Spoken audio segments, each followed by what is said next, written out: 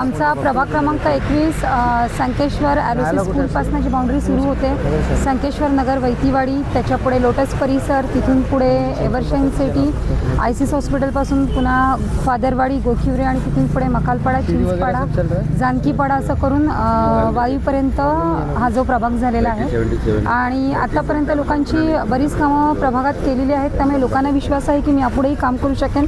आणि लोकांची शिफारस होती म्हणून आप्पांनी मलाही संधी दिलेली आहे आणि यापुढे अशीच लोकांची कामं करत राहीन.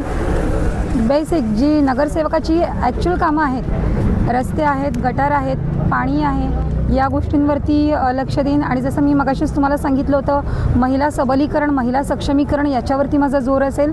आणि जे आता ड्रग्ज वगैरे जे चालू आहेत त्याच्यापासून शालेय मुलं आहेत त्यांची सुटका कशी होईल, या गोष्टींवर आळा कसा घालता येईल याच्यावरती मी जास्तीत जास्त लक्ष देईन, याच्यावरती भर असेल माझा.